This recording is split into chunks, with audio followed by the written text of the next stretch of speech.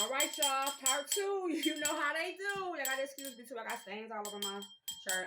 I've been eating berries and all type of stuff. But listen,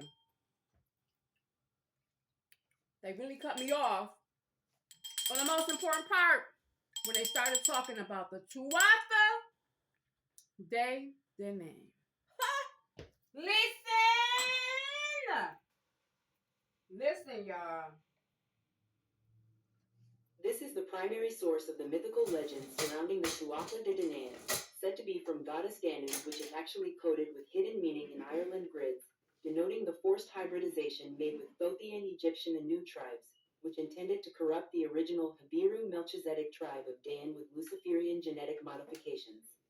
The Na desired that their preferred Luciferian bloodlines would replace the Celt Druids in Ireland as the chosen ones, as their alien hybrids were planned to reside in the Holy Lands of Israel.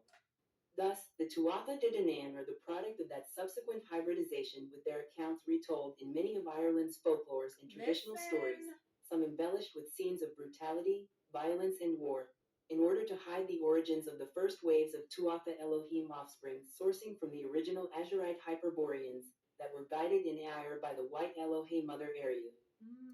As the invading Luciferians savagely ran one genocidal campaign after another, barraging the Emerald Isle with terrorism, cataclysm, famine, and utter destruction, this was their futile attempt to destroy the immense power and sacred beauty of the Cosmic Mother's spiritual creations that are present there. Listen. Like infantile predators seeking the Holy Grail artifacts through which to steal sacred treasures and promise of eternal life from the Holy Mother, they rejected her power and continued to defile and defame her image along with her loyal spiritual representatives, cursing them, burning them, Defamation hunting them down of for character. extinction, and spreading lies for slanderous defamation. Woo!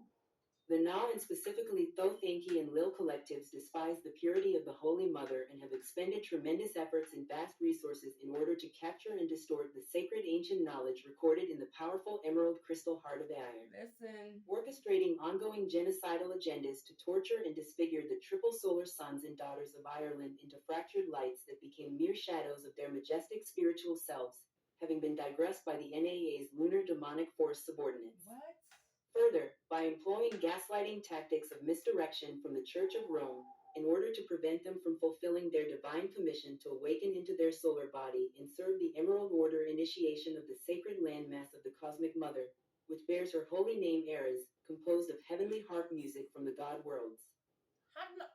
Thus, an incredible effort has been made by the Na with installation of alien machinery filled with mind-control sorcery, running curses, and hexes with AI black magic infrastructure to purposely hide, deceive, and bury the most important accurate historical accounts and ancient artifacts located in the entire span of United Kingdom, Scotland, and Ireland. Listen. Presumably, because what remains of this landmass since the Atlantean flood holds so much more about our hidden human history than we can ever imagine, including the magical Albion and Emerald Crystal of EIRE, which have been revealed to be supremely important in the collective awakening event and planetary ascension. Whoa. Okay. Thus, as humanity reaches the end of the Dark Era, the clarion call for the Emerald Crystal Heart of EIRE to ignite at the Hill of Terra and fulfill her sacred purpose and spiritual duty for the entire planet is now upon us. Through the Paradisian codes of pre-fall Earth and her aurora colors hidden deep within the EIRE landscapes, running rainbow silvery currents through the sacred sites and geomantic features, we discover the Holy Mother Sophia's special gifts hidden there for all of humanity, that carry exceptional spiritual characteristics which differentiate the Emerald Isle from any other landmass in the world. Listen. Geomantic entities, collective egregores for each landmass.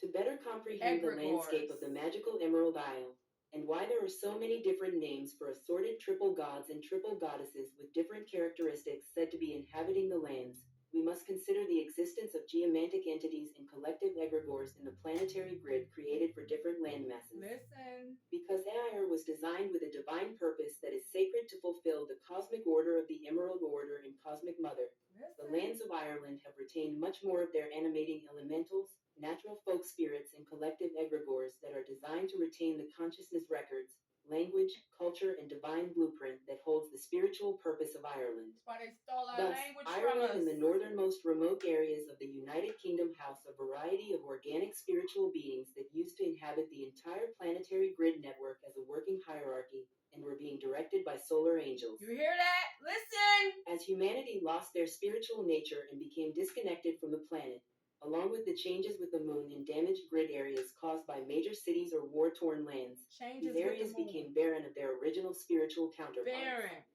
This planetary grid damage happens when war and killing agendas are ongoing in a particular demographic area with intentions to harm and massacre the original inhabitants and natural living creatures residing there.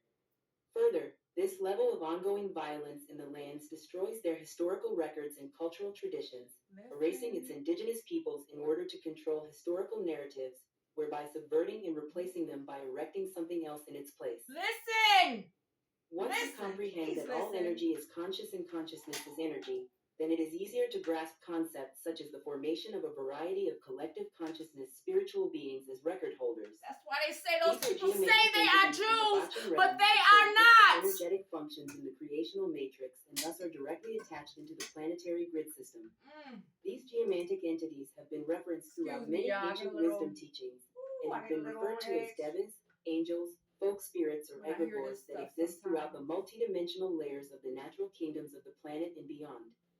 This is a way to describe the spiritual gestalt of the collective consciousness identity that form many energetic layers of our unique soul and spiritual body blueprint, which also forms our human tribal identity, in which we are interconnected with when we incarnate onto the planet. Listen.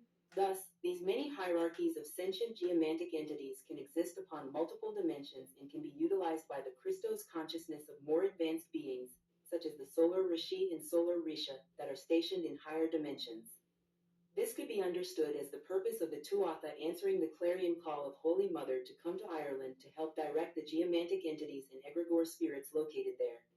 There are also lower spirits formed into etheric body layers or astral expressions which contain their original blueprint function in the collective consciousness streams that they are being exposed to by human beings, and that thought, substance, and emotional content expresses as an